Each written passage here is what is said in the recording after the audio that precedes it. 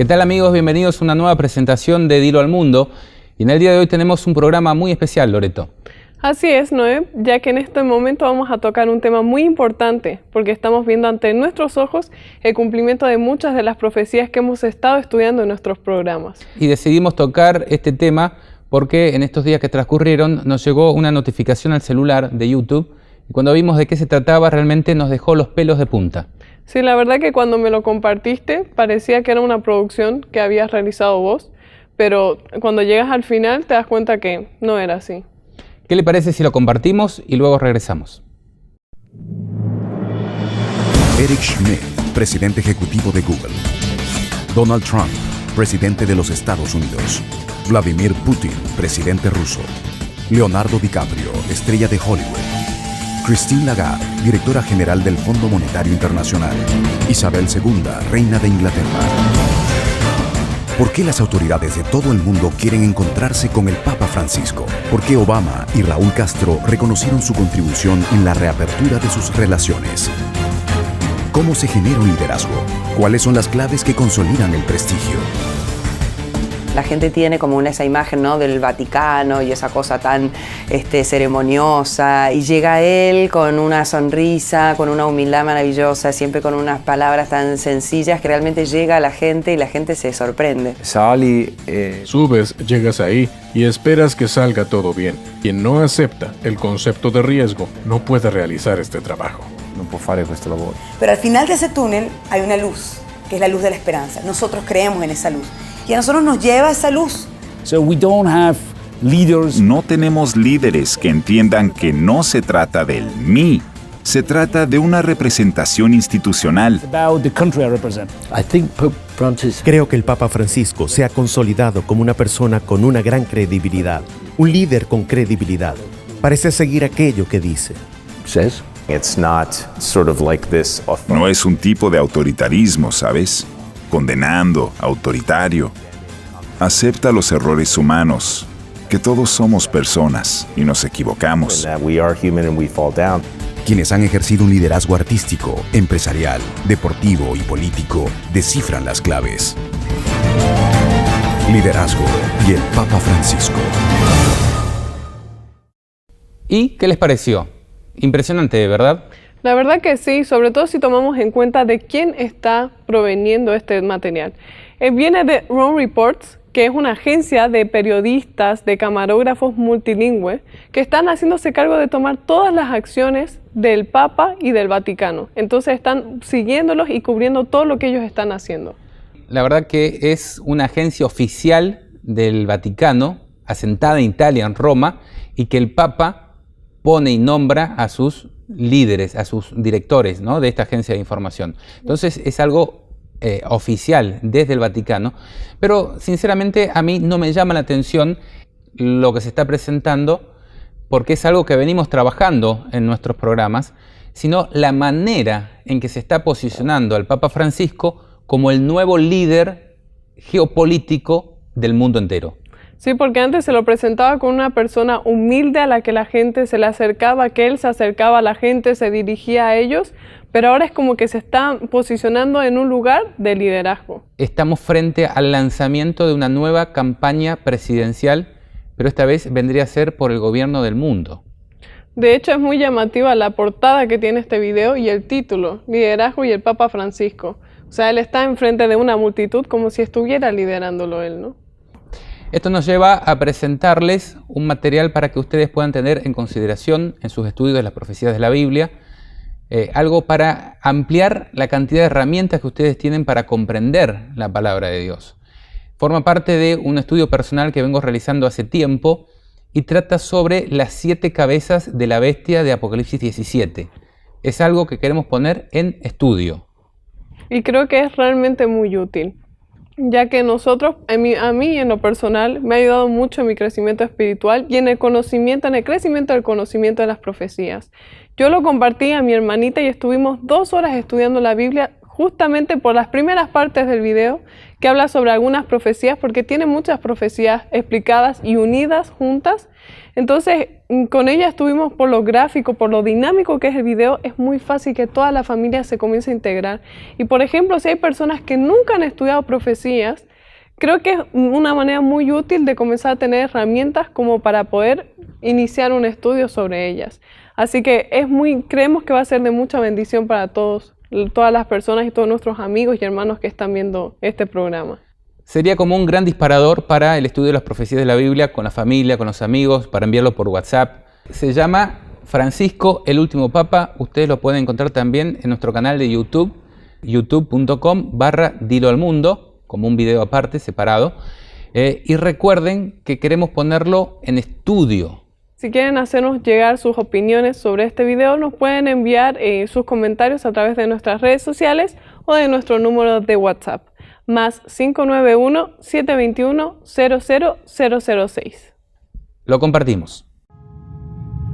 Este video es presentado a manera de investigación. Tocamos este tema con ánimo de comprender la palabra que nos ha sido revelada, no por contienda o polémica. Si quieres sumarte, con un escrito está, eres bienvenido. Por primera vez en la historia, el Papa abre sus puertas para abordar las preguntas y problemas a los que nos enfrentamos. Como un líder cuya fe inspira al mundo. Tengo el gran honor de presentarles al Papa Francisco de la Santa Sede. Buonasera. En un mundo dividido, un líder tiene una misión: unirnos a todos.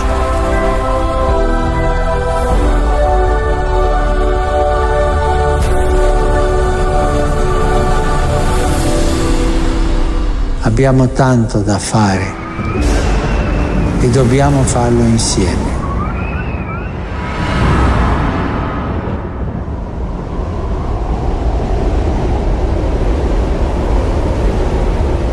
En el capítulo 17 de Apocalipsis se presenta la figura de una bestia espantosa y terrible, con 7 cabezas y 10 cuernos, aclarando en ese mismo capítulo que para poder comprender de qué se trata es necesario tener inteligencia y sutileza. Y dice: las 7 cabezas son las 7 colinas sobre las cuales está sentada la mujer, y también simbolizan a 7 reyes.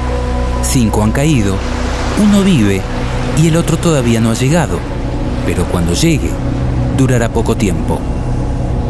Concordamos con la mayoría de los estudiosos bíblicos que afirman que esta bestia espantosa y terrible simboliza el accionar de Roma, tanto política como religiosa, en la historia de la humanidad. Ahora, ¿cuál es el significado de las 7 cabezas y los 10 cuernos? Es el tema que nos ocupa.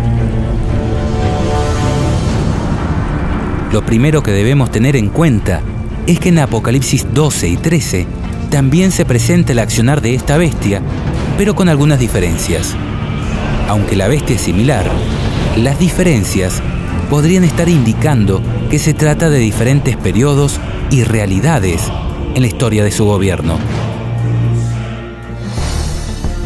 En Apocalipsis 12 se presenta a esta bestia como un dragón de 7 cabezas y 10 cuernos, tratando de devorar a la simiente de la mujer, es decir, a Cristo, tan pronto como naciese, y persiguiendo luego a la mujer pura, es decir, a la verdadera iglesia, por 1260 días proféticos. Sabemos que fue la Roma imperial la que se encontraba gobernando en los días de Cristo. Sin embargo, a través del periodo de persecución, podemos conocer que la profecía se centra en Roma papal, que persiguió a los verdaderos cristianos por 1260 años. Se especifica que las 7 cabezas tenían 7 diademas o coronas, lo cual coincide con lo que vimos en relación a que las 7 cabezas simbolizan 7 reyes que gobiernan de manera consecutiva.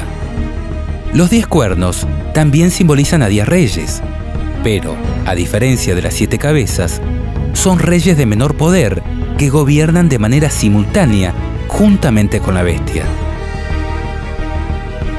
Es necesario hacer notar que las diademas o coronas son 7, y están sobre las cabezas de la bestia, y no sobre los cuernos, simbolizando, en este caso, que el poder real se encuentra en las cabezas de la bestia y no en los cuernos.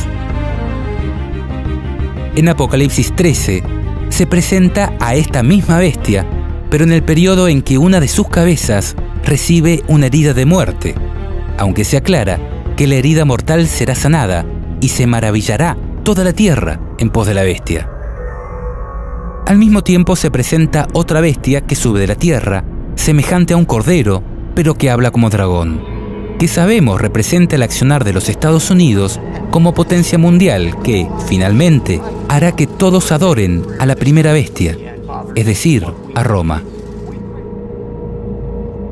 Lo interesante es que en este caso, la bestia espantosa y terrible es semejante a un leopardo, sus pies como de oso y su boca como de león, y que el dragón es el que le da su poder y su trono y su grande autoridad. Es decir, es un poder que reúne muchas de las cualidades de los imperios antecesores descritos en el capítulo 7 de Daniel. Además, en esta oportunidad, las diademas o coronas son 10 y no 7, y ya no están sobre las cabezas de la bestia, sino sobre los cuernos, por lo que podemos entender que el poder real no se encuentra en la bestia, sino en los reinos europeos que surgieron de ella.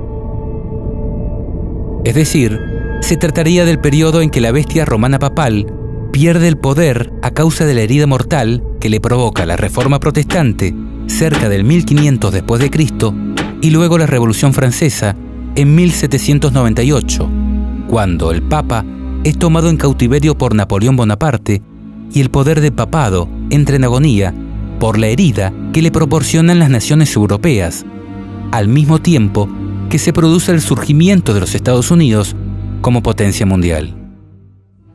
En Apocalipsis 17 se presenta a esta misma bestia, pero, en este caso, sin diademas o coronas, ni en sus cabezas ni en sus cuernos. Es decir, es una bestia que ha perdido el poder real por haber sido herida de muerte. Se dice de ella, era y no es, en un periodo donde el poder mundial tampoco se encuentra en los reinos europeos. Ahora, hay un dato adicional aquí. En este caso, la bestia viene montada y comandada por una mujer prostituta llamada Babilonia la Grande, la madre de las rameras y de las abominaciones de la tierra. Y si bien la visión inicia en el desierto, lugar donde la bestia herida de muerte se ha refugiado, la profecía cubre el momento en que dicha herida es sanada y la bestia resurge del abismo. Dice, la bestia que has visto era y no es, y está para subir del abismo e ir a perdición. En cuanto a los 10 cuernos, se dice de ellos son 10 reyes, que aún no han recibido reino, pero que por una hora, es decir, muy poco tiempo, recibirán autoridad como reyes, juntamente con la bestia, que tienen un mismo propósito y que entregarán su poder y autoridad a la bestia.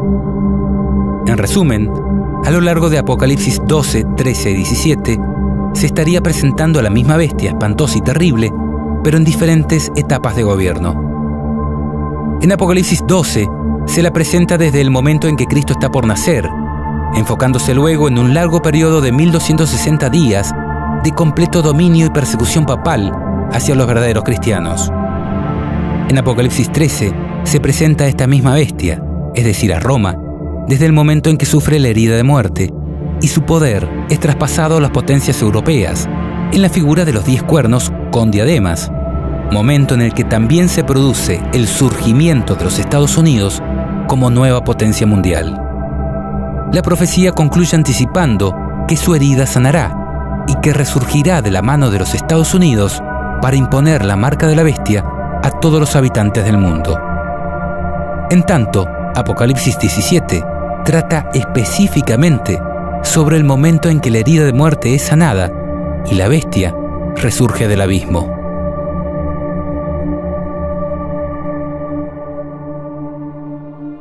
Volviendo al tema que nos ocupa, ¿qué representan las 7 cabezas y los 10 cuernos?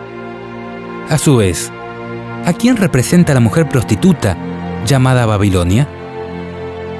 Bueno, aquí empieza lo que queremos poner en estudio, y que incluye dos posibles cumplimientos, uno histórico y otro que podríamos llamar escatológico. Ambos no se contradicen, sino que confluirían en paralelo hacia un cumplimiento magistral de la profecía. Cumplimiento histórico. En cuanto al cumplimiento histórico, en el apéndice del libro El deseado de todas las gentes, encontramos esta definición. Ha sido objeto del estudio y esfuerzo de Satanás unir la Iglesia y el Estado desde el principio. Separados, son útiles y valiosos para la vida del mundo. Unidos, vienen a ser un veneno mortífero, tanto para el cuerpo político como para el cuerpo eclesiástico. De una unión tal, brotan las grandes bestias apocalípticas que desgarran cruelmente y aplastan despiadadamente la vida de todos los que se le oponen. Véase Daniel 7 y Apocalipsis 12, 13 y 17.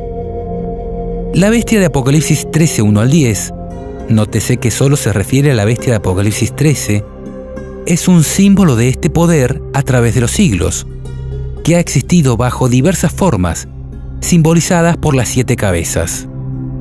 Bajo la cabeza dominante del periodo presentado en Apocalipsis 13, 1 al 10, la bestia representa el papado. Ejerció el poder perseguidor durante 1260 años, al fin de los cuales nos es representada como yendo en cautiverio. Si una de las cabezas de la bestia de Apocalipsis 13 representa al papado, podríamos llegar a interpretar que las restantes 6 representan al resto de los imperios que gobernaron o gobernarán el mundo, uniendo la Iglesia y el Estado. Desde este punto de vista, es lógico tratar de comprender el significado de las 7 cabezas de la bestia de Apocalipsis 13 como 7 reinos que existirían desde la época del Imperio Babilónico hasta el fin del mundo, dado que este es el punto de origen en la profecía de Daniel 7, donde se representa a Babilonia como un león alado, símbolo que también se incluye en la descripción de la bestia espantosa y terrible de Apocalipsis 13. Entonces, dentro de este posible cumplimiento histórico, las 7 cabezas de la bestia podrían ser: 1. Babilonia, que gobernó entre el 605 y el 539 a.C., representada por un león en Daniel 7 y por la cabeza de oro en Daniel 2. 2. Medo-Persia, que gobernó entre el 539 al 331 a.C., representada por un oso en Daniel 7 y por pechos y brazos de plata en Daniel 2. 3. Grecia, que gobernó del 331 al 168 a.C., representada por un leopardo en Daniel 7 y por vientre de bronce en Daniel 2.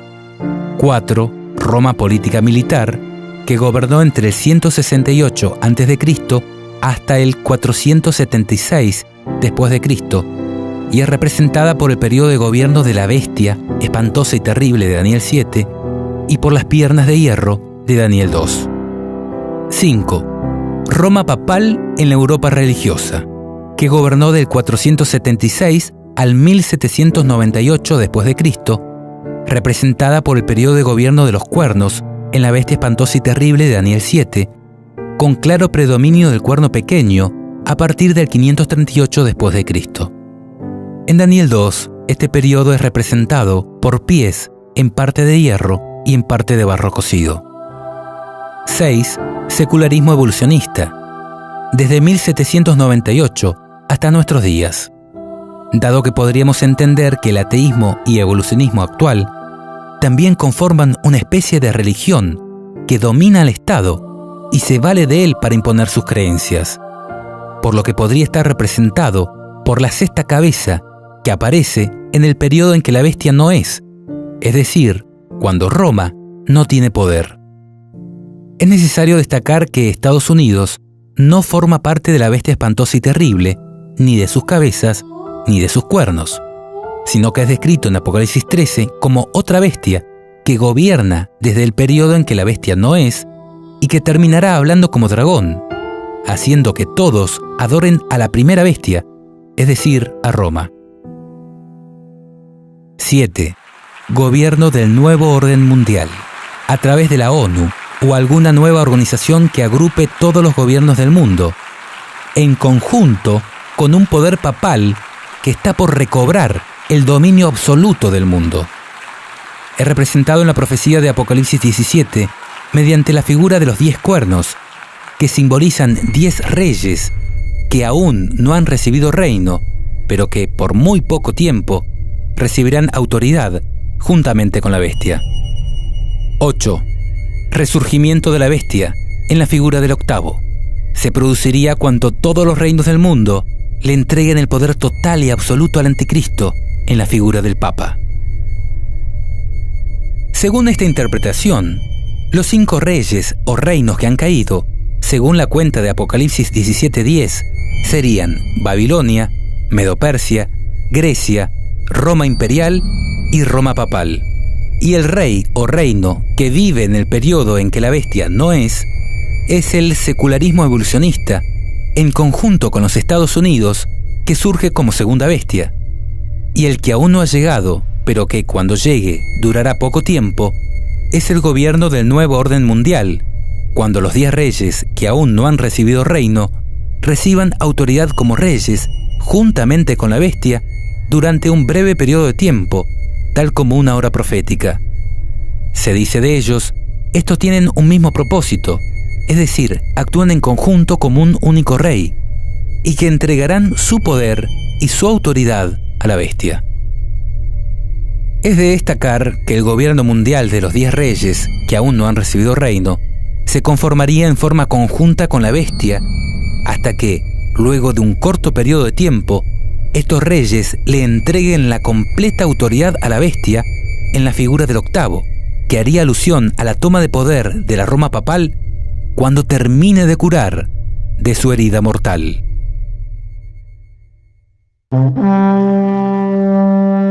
Cumplimiento escatológico.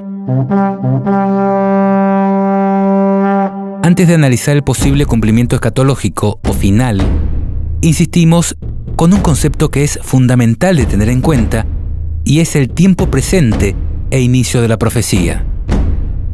En el caso de Apocalipsis 12, el inicio de la profecía se ubica en los días de Cristo y el presente en los periodos de persecución papal. En Apocalipsis 13, la profecía inicia en el momento en que la bestia recibe la herida de muerte en una de sus cabezas y el poder es traspasado a las potencias europeas que gobiernan en conjunto con los Estados Unidos. En tanto, Apocalipsis 17 amplía detalles del momento en que la bestia no es, pero está en el preciso momento para surgir del abismo e ir a perdición.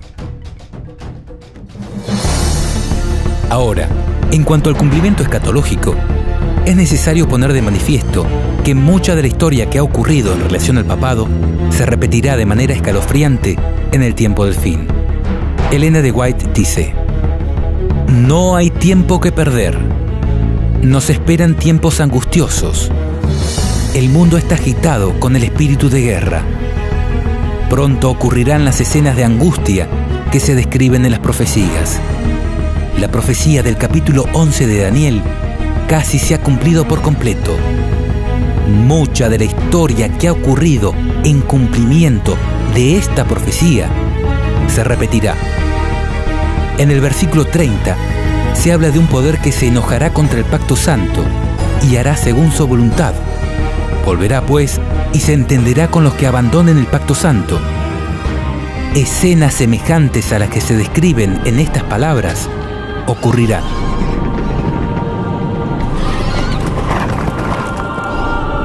Muchas de las profecías de la Biblia tienen dobles cumplimientos, uno histórico y otro mucho más asombroso y cabal al final de los días.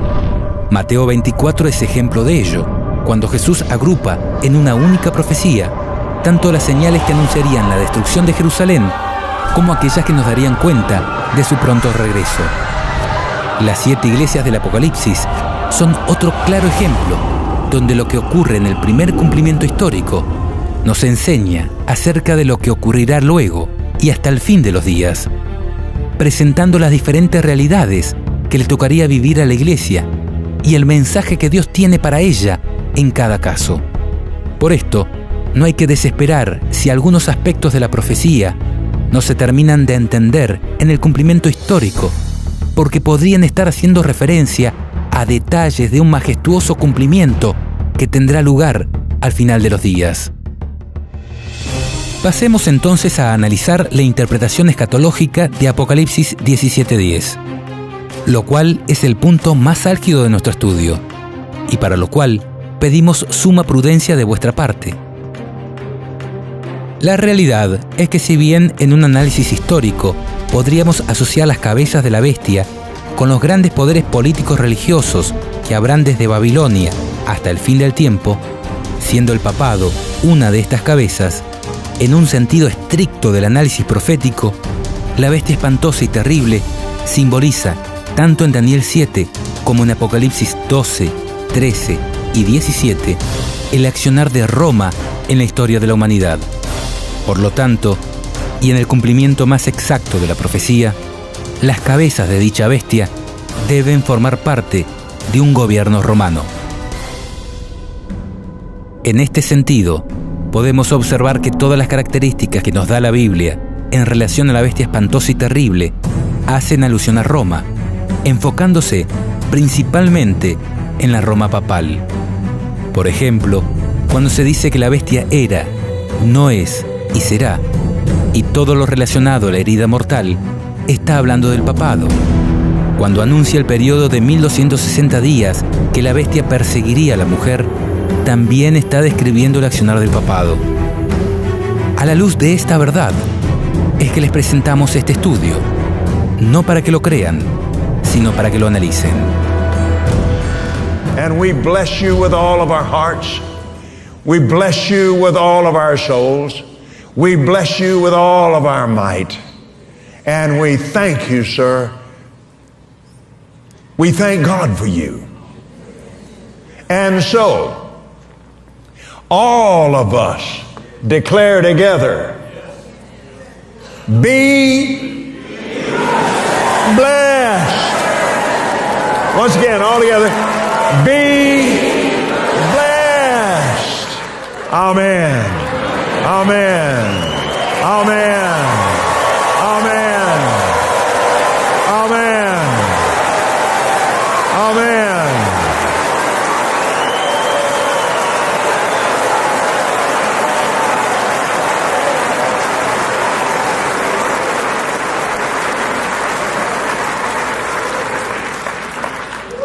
Hallelujah. I think you're going to have to come to the Vatican. I will. I'm available. Praise God. La traducción Leborati Truso de la Biblia dice: para comprender esto, es necesario tener inteligencia y sutileza. Las 7 cabezas son las 7 colinas sobre las cuales está sentada la mujer. Y también simbolizan a 7 reyes. 5 han caído, 1 vive y el otro todavía no ha llegado. Pero cuando llegue, durará poco tiempo. La propia Biblia nos está dando 2 significados para un mismo símbolo. Las 7 cabezas, el símbolo, simbolizan 7 colinas y 7 reyes. En relación a las 7 colinas, es sabido que se trata de las 7 colinas de Roma. La propia Biblia católica, que acabamos de leer, por ejemplo, dice en los comentarios al pie de página, se trata de las 7 colinas de Roma. Por si esto no fuera suficiente, veamos 2 evidencias adicionales. La escritora Elena de White afirma en su libro El conflicto de los siglos que Roma es la ciudad de las 7 colinas, al citar las palabras que dijo Lutero cuando éste aún era sumiso a la jerarquía papal. Finalmente vislumbró en lontananza, es decir, desde lejos, la ciudad de las 7 colinas. Con profunda emoción cayó de rodillas y levantando las manos hacia el cielo, exclamó: ¡Salve, Roma Santa! Por otro lado, si haces una simple búsqueda en Google, escribiendo Ciudad de las 7 colinas, es claro que Roma es mundialmente conocida como la ciudad de las 7 colinas. Esto confirma, en primer término, que uno de los dos significados que da la Biblia en relación a las 7 cabezas hace exclusiva referencia a Roma, describiendo el lugar geográfico donde se asienta la mujer. ¿Qué mujer? La mujer ramera que comanda la bestia en Apocalipsis 17. Pero si la bestia espantosa y terrible representa a Roma, ¿a quién simboliza la mujer ramera que comanda la bestia? Apocalipsis dice, en el mismo capítulo 17, la mujer que has visto es la gran ciudad, la que reina sobre los reyes de la tierra.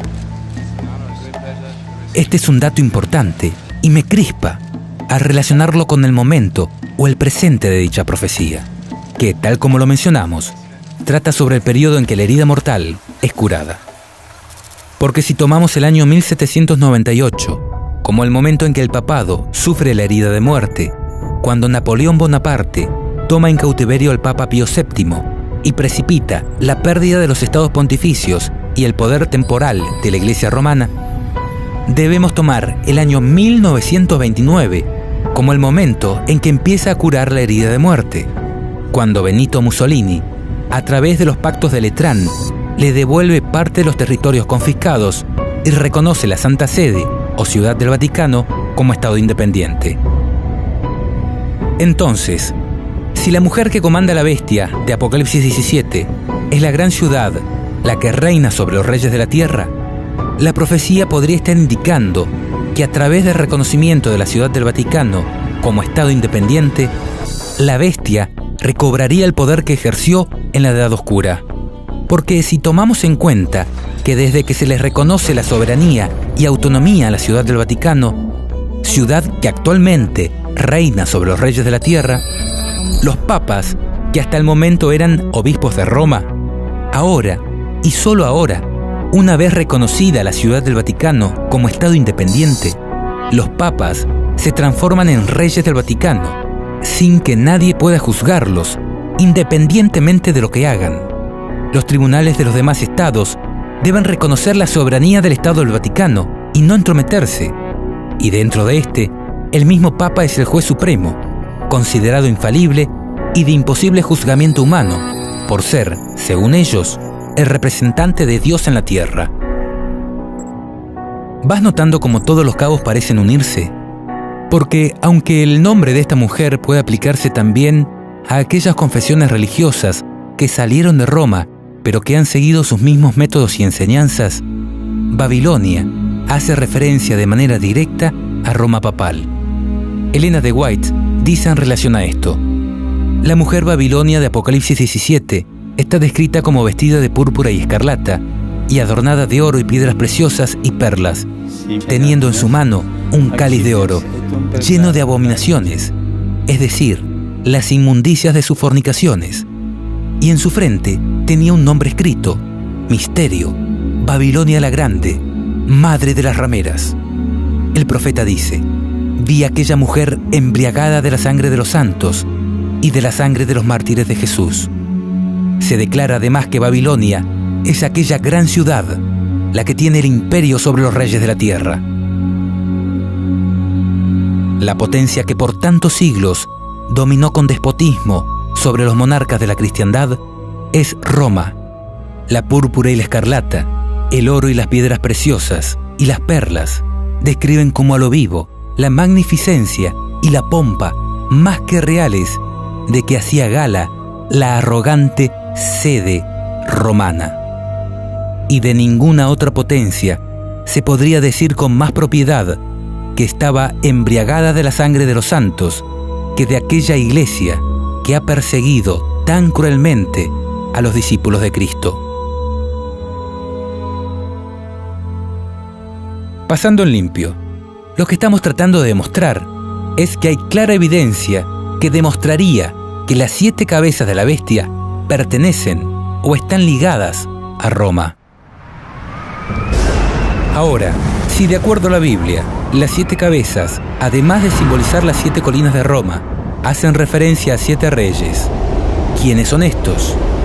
Pues en esta interpretación escatológica representan 7 papas reyes que iban a existir desde el momento en que empieza la profecía, es decir, desde 1929, cuando, por los tratados de Letrán, se comienza a curar la herida mortal y el Papa es considerado por primera vez rey de aquel nuevo estado de 44 hectáreas, que la Biblia describe como la gran ciudad que reina sobre los reyes de la tierra.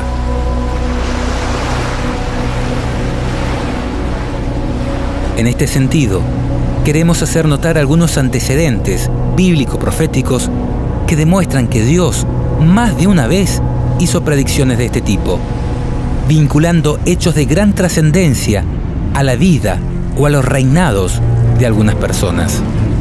Consideremos algunos casos. El primero es cuando Dios reveló a Enoc la destrucción de la tierra por medio del diluvio.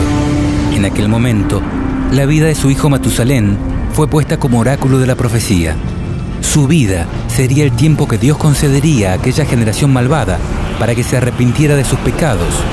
Y esto quedó reflejado en su nombre, dado que Matusalén significa cuando muera será enviado. Así es que en el año 1656 desde la creación, a los 969 años, Matusalén, el ser humano que, curiosamente, más vivió sobre la tierra, murió. Y luego, ese mismo año, vino el diluvio. Por favor, no dejes de notar la importancia de este antecedente, dado que el diluvio representó para aquella generación lo que representa el fin del mundo para la nuestra. Es más, Jesús dijo que su venida sucedería como en los tiempos de Noé.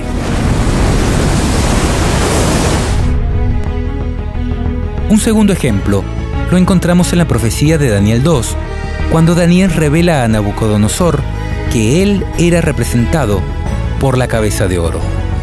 Dice el texto: Tú, oh rey, eres rey de reyes, porque el Dios del cielo te ha dado reino, poder, fuerza y majestad. Y donde quiera habitan hijos de hombres, bestias del campo y aves del cielo, Él los ha entregado en tu mano y te ha dado el dominio sobre todo. Tú eres aquella cabeza de oro. También en la profecía de Daniel 7 aparece otra bestia semejante a un leopardo que tenía 4 cabezas. El leopardo, según el método de interpretación bíblica histórico-gramatical, representa a Grecia y las 4 cabezas a Casandro, Lisímaco, Seleuco y Ptolomeo, 4 de los generales de Alejandro Magno que se repartieron el poder luego de su temprana muerte. En este sentido, notemos que además de este antecedente, donde las cabezas de una bestia representan a personas específicas que tomarían el poder, notemos que la bestia de Apocalipsis 13 también se parece en parte a un leopardo, por lo que no sería descabellado pensar que sus cabezas también simbolizaran el accionar de personas específicas en la historia de su gobierno. Además, en Daniel 8 se profetiza sobre Alejandro Magno, diciendo: El macho cabrío es el rey de Grecia, y el cuerno grande que tenía entre sus ojos es el rey primero. Dándose aún más detalles en la profecía del capítulo 11, cuando dice: Se levantará luego un rey valiente, el cual dominará con gran poder y hará su voluntad. Pero cuando se haya levantado, su reino será quebrantado y repartido hacia los 4 vientos del cielo, no a sus descendientes, ni según el dominio con que él dominó, porque su reino será arrancado y será para otros fuera de ellos, haciendo referencia a sus 4 generales que tomarían el poder.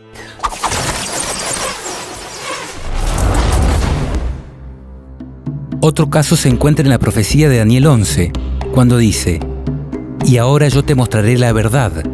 He aquí aún habrá 3 reyes en Persia, y el cuarto se hará de grandes riquezas más que todos ellos, y al hacerse fuerte con sus riquezas, levantará a todos contra el reino de Grecia. Esta profecía también se cumplió a la perfección. Cuando fue dada, Ciro era el rey del imperio medo-persa, y los 3 reyes que le sucedieron fueron Cambises II, Esmerdis y Darío I el Grande, y el cuarto fue su hijo Jerjes, quien, por el 481 a.C., lanzó una masiva invasión contra Grecia, pero luego de algunas conquistas fue derrotado. Constando estos precedentes, donde Dios relaciona tan grandes acontecimientos a la vida de estas personas, creo que no deberíamos desechar tan prontamente la interpretación de los 7 reyes como 7 papas reyes que se sucederían desde la época en que empezó a curar la herida mortal, es decir, cuando se le otorgó al obispo de Roma el título de rey y se le concedió un estado de 44 hectáreas, instrumento clave en la reconstrucción de poder, como centro de operaciones, con representación diplomática en todo el mundo y como escala obligatoria para los reyes y gobernantes de la tierra. Personalmente siempre he tomado con pinzas esta interpretación y de ninguna manera basaría mi fe en ella. Sin embargo, y ante lo ocurrido con la abrupta y extraña renuncia de Benedicto XVI, todo ha empezado a cobrar sentido, y aquellas cosas que no se podían comprender en otro tiempo, ahora parecerían clarificarse de manera majestuosa, como lo veremos a continuación. Pero antes de analizar los papas que han habido y de qué manera estos cumplirían la profecía, es necesario tener presente que una cosa es el momento que marca el inicio de la profecía y otra es el momento que representa el presente de la profecía. Dicho en otras palabras, la profecía de Apocalipsis 17 comenzaría en 1929, cuando la herida mortal comienza a sanar, pero el presente de la profecía se encuentra en el periodo cuando gobierna el 6º rey, dado que dice, las 7 cabezas también simbolizan a 7 reyes. 5 han caído, 1 vive y el otro todavía no ha llegado, pero cuando llegue, durará poco tiempo. Por esto, si tenemos en cuenta los papas que han habido desde que en 1929 se constituyó el Estado del Vaticano, la gran ciudad que reina sobre los reyes de la tierra, los reyes o reinos simbolizados por las 7 cabezas serían Pío XI, que reinó desde 1922 hasta 1939. Fue el papa que firmó los pactos de Letrán y que obtuvo el Vaticano como Estado independiente. Pío XII, que reinó desde 1939 hasta 1958. Juan XXIII, desde 1959 hasta 1963. Pablo VI, que reinó desde 1963 hasta 1978. Y Juan Pablo I, que reinó algunos días de 1978. Estos primeros 5 reyes constituirían lo que se conoce como los 5 reyes que han caído.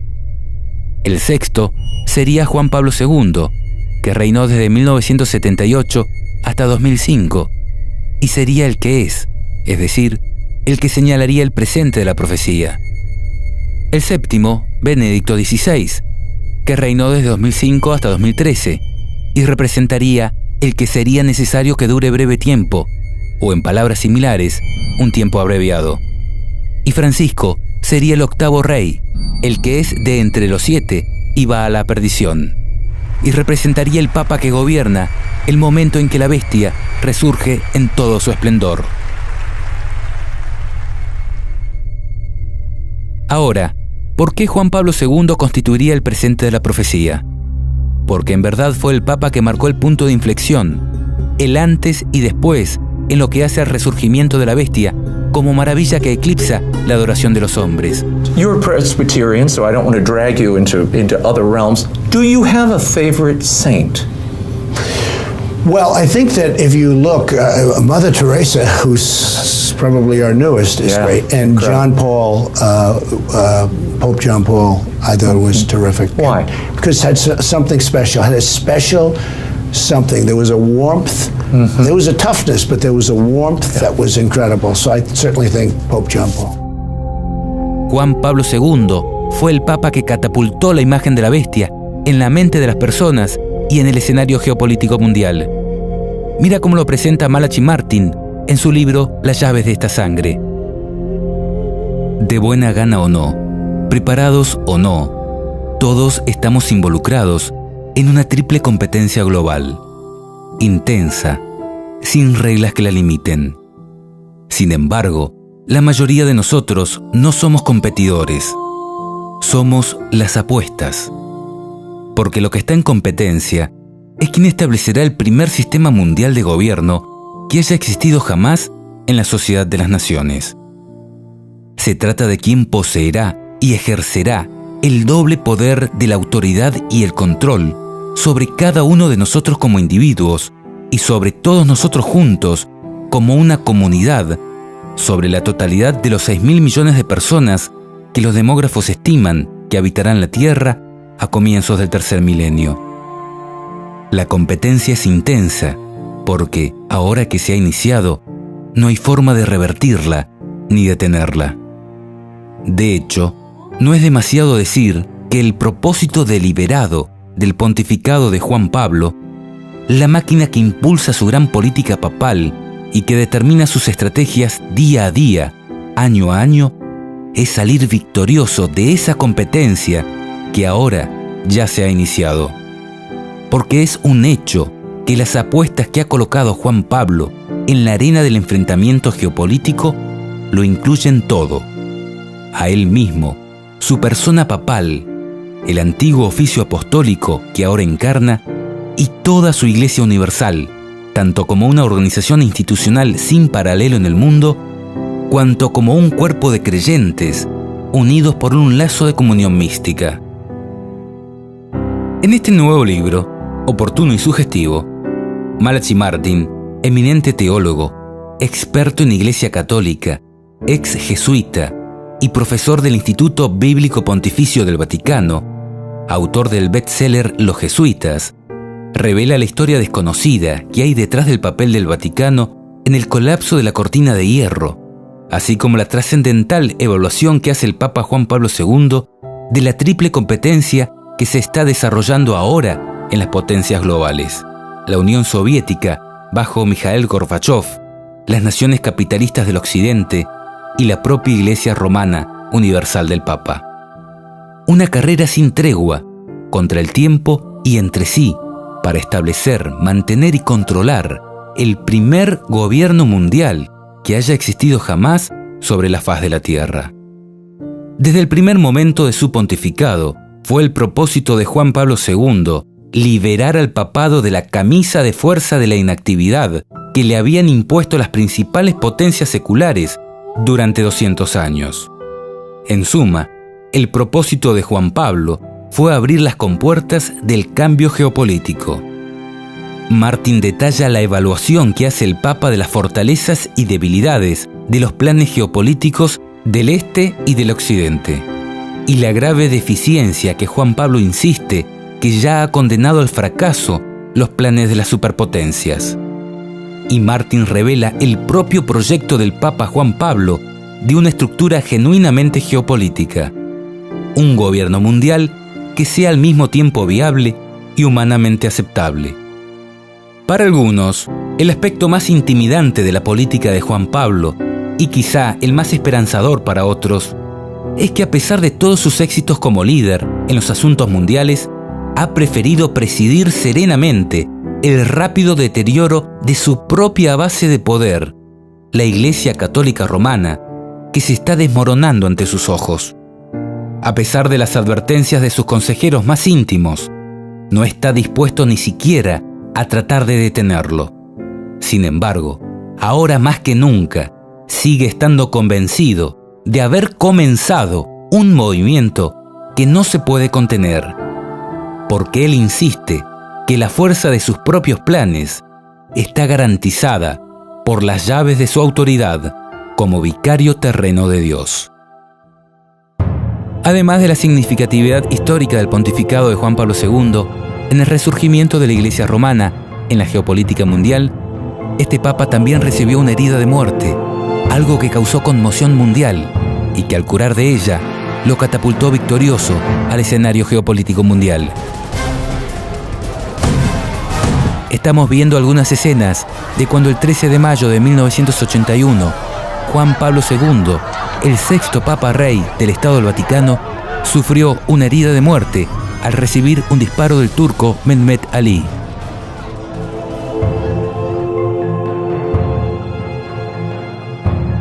Y por último, creemos que también podría ser el Papa clave, porque en el periodo de su reinado fue cuando se empezó a comprender la profecía de esta manera. Es decir, el presente de la profecía podría estar dado en el momento en que la profecía se comprende, sobre todo si tenemos en cuenta que estas palabras fueron selladas hasta el tiempo de su cumplimiento. Dice la traducción de la Biblia Jubileo 2000. Anda, Daniel, pues estas palabras son cerradas y selladas hasta el tiempo de su cumplimiento.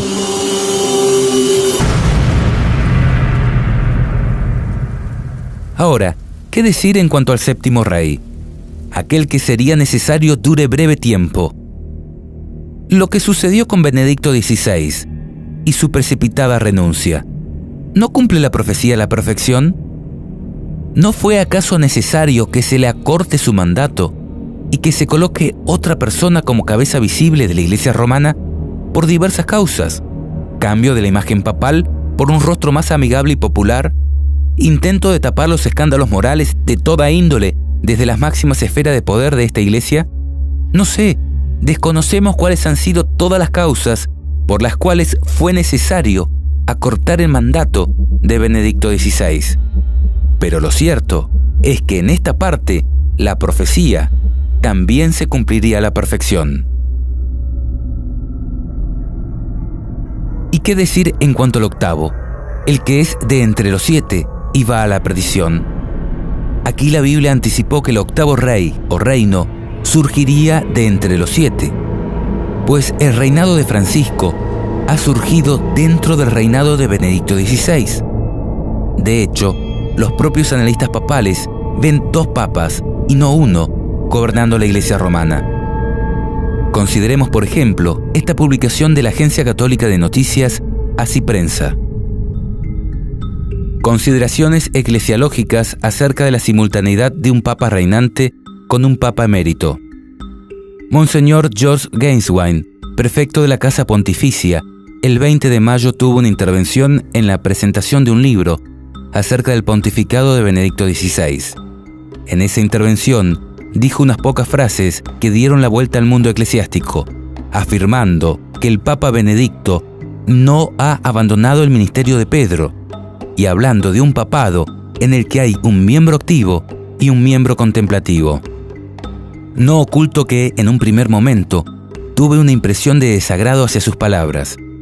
¿Cómo era posible que el prefecto de la Casa Pontificia difuminara la nitidez de una renuncia pontificia, una cuestión canónica de gravísima trascendencia para la vida de la Iglesia? Pero en los días siguientes seguí reflexionando sobre el tema y me di cuenta que Monseñor Gainswine había abierto un apasionante tema eclesiológico totalmente nuevo, nunca tratado antes con la hondura que merecía. Después de darle muchas vueltas a este asunto, me encontré que del desagrado pasé a suscribir enteramente las palabras del prefecto de la Casa Pontificia. Personalmente, cuando me enteré de la renuncia de Benedicto XVI, empecé a considerar este posible cumplimiento escatológico con mayor atención. Había escuchado personas que hablaban del tema desde la época que reinaba el Papa Juan Pablo II, pero ahora, en mi interior, dije, si esto es como parece, si mi paisano Jorge Bergoglio, actual Papa Francisco, es quien se describe como el octavo rey, entonces veré con mis propios ojos el resurgir de la bestia. Y pensé, si bajo el pontificado de Francisco se empieza a producir la toma de poder de la Iglesia romana, si puedo ver que los reyes del mundo le entregan su poder postrándose ante su autoridad, no me quedaré callado. Y saben, no he visto otra cosa que eso. Gracias.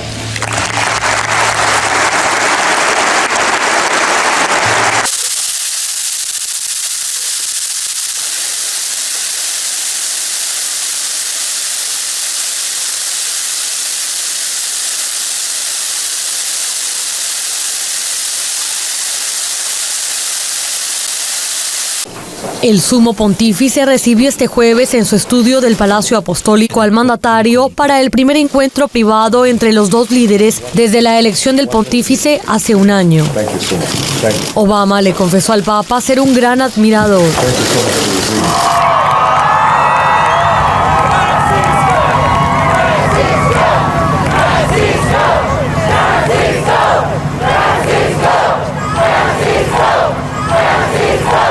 Vemos un ejemplo viviente de las enseñanzas de Jesús, un líder cuya autoridad moral se produjo no solo por las palabras, sino también por los hechos. Le agradecemos y le damos la bienvenida a los Estados Unidos de Norteamérica.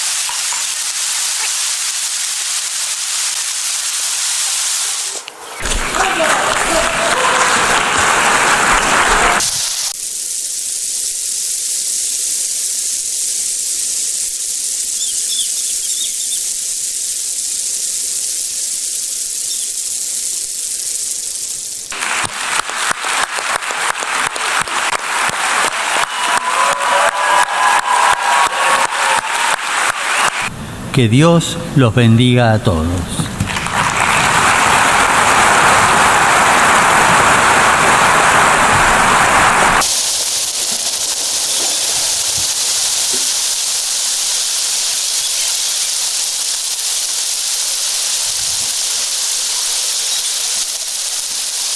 ...24 de marzo de 2017... Papa Francisco recibe en audiencia a 27 jefes de Estado y de Gobierno de la Unión Europea. Se trata del 60 aniversario de la firma de los Tratados de Roma. Así es, padre, se trata de unos tratados muy importantes que dieron comienzo al origen de lo que hoy conocemos como la Unión Europea.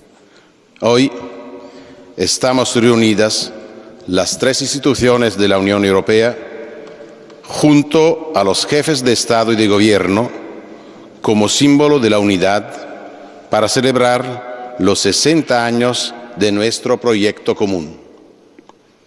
Mañana firmaremos un documento solemne para afirmar las razones de seguir juntos, único modo de poder enfrentar los grandes desafíos de hoy. Es desde aquí que podemos proyectarnos al mundo con prudencia y autoridad. Ha sido entonces Antonio Tajani, presidente del Parlamento Europeo, que saluda a Papa Francisco. Roma, con su vocación de universalidad, es el símbolo de esa experiencia y por eso fue elegida como el lugar de la firma de los tratados. Porque aquí se sentaron las bases políticas, jurídicas y sociales de nuestra civilización. Es oportuno tener presente que Europa es una familia de pueblos y como en toda la buena familia existen susceptibilidades diferentes, pero todos podrán crecer en la medida en la que estén unidos. Penso che l'Europa merite di essere costruita. Grazie.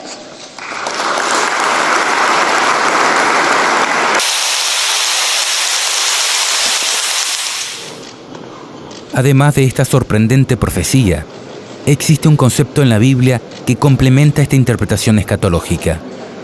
Me refiero a algunos pasajes que hablan acerca de un hombre de pecado, no un reino, un hombre, que el Señor destruirá con el resplandor de su venida.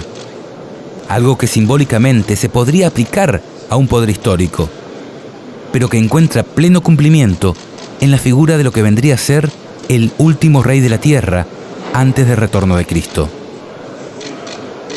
El apóstol Pablo dijo a sus contemporáneos: acerca de la venida de nuestro Señor Jesucristo y de nuestra reunión con Él, les rogamos, hermanos, que no se dejen perturbar fácilmente, ni se alarmen, sea por anuncios proféticos, o por palabras, o cartas atribuidas a nosotros, que hacen creer que el día del Señor ya ha llegado, que nadie los engañe de ninguna manera, porque antes tiene que venir la apostasía y manifestarse el hombre impío, el ser condenado a la perdición, el adversario, el que se alza con soberbia contra todo lo que lleva el nombre de Dios o es objeto de culto. hasta llegar a instalarse en el templo de Dios, presentándose como si fuera Dios. Ya saben qué es lo que hasta ahora los retiene, para que no se manifieste sino a su debido tiempo. Y entonces se manifestará el impío, a quien el Señor Jesús destruirá con el aliento de su boca y aniquilará con el resplandor de su venida. La venida del impío será provocada por la acción de Satanás y estará acompañada de toda clase de demostraciones de poder, de signos y de falsos milagros, y de toda clase de engaños perversos destinados a los que se pierden por no haber amado la verdad que los podía salvar. Por eso Dios les envía un poder engañoso que les hace creer en la mentira, a fin de que sean condenados todos los que se negaron a creer en la verdad y se complacieron en el mal. También, en la singular profecía de Daniel 8, se describe este mismo concepto.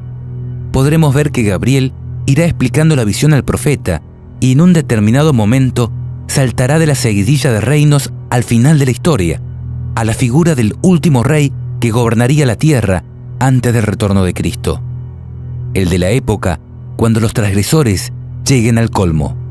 Dice: en cuanto al carnero que viste, que tenía 2 cuernos, estos son los reyes de Media y de Persia. El macho cabrío es el rey de Grecia, y el cuerno grande que tenía entre sus ojos es el rey primero. En cuanto al cuerno que fue quebrado y sucedieron 4 en su lugar, significa que 4 reinos se levantarán de esa nación, aunque no con la fuerza de él. Y al fin del reinado de estos, cuando los transgresores lleguen al colmo, se levantará un rey altivo de rostro y entendido en enigmas. Y su poder se fortalecerá, mas no con fuerza propia, y causará grandes ruinas, y prosperará, y hará arbitrariamente, y destruirá a los fuertes y al pueblo de los santos. Con su sagacidad hará prosperar el engaño en su mano, y su corazón se engrandecerá, y sin aviso destruirá a muchos, y se levantará contra el príncipe de los príncipes, pero será quebrantado, aunque no por mano humana. La visión de las tardes y mañanas que se te ha referido es verdadera, y tú guarda la visión, porque es para muchos días. Si bien podemos reconocer que todo esto podría aplicarse al papado en su conjunto, es notable la aplicación específica que podría estar dándose al final de los días con el reinado de Francisco. 5 veces se le repite a Daniel con diferentes palabras que eso era para el tiempo del fin, para el tiempo cuando los transgresores lleguen al colmo. Tengo el gran honor de presentarles al Papa Francisco de la Santa Sede. Buonasera. No voy a hablar de la suegra. En un mundo dividido, saber escuchar. Un líder tiene una misión: unirnos a todos.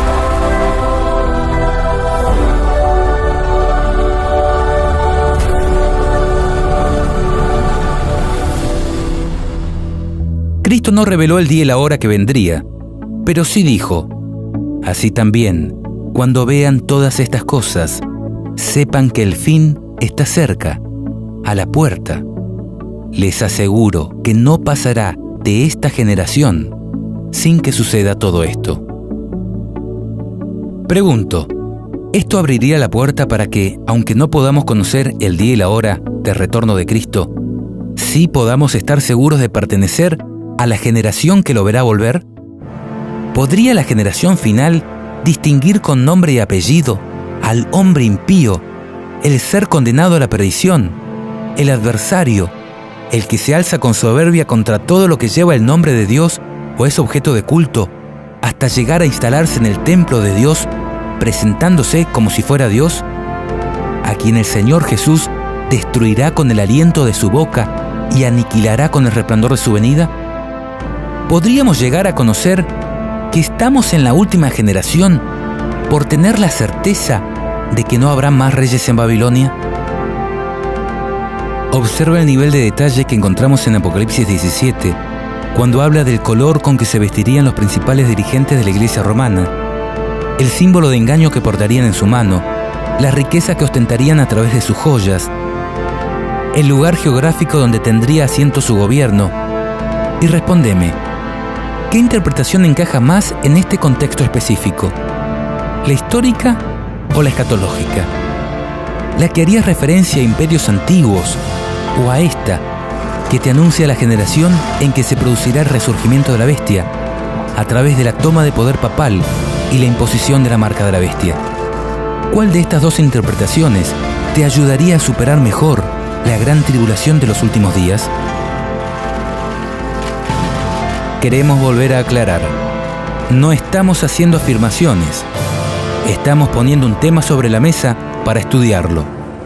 No es nuestra intención generar sensacionalismos ni apresuramientos en tomas de decisiones por conveniencia o miedo, sino más bien que tomemos conciencia que, tal como lo dijo Elena, no tenemos tiempo que perder. Nuestro deseo es que puedas consagrarte a tu Dios cada mañana y vivir cada día como si fuera el último en que podrás servirle. Porque la oportunidad está pasando. ¿Y vos? ¿Qué estás haciendo?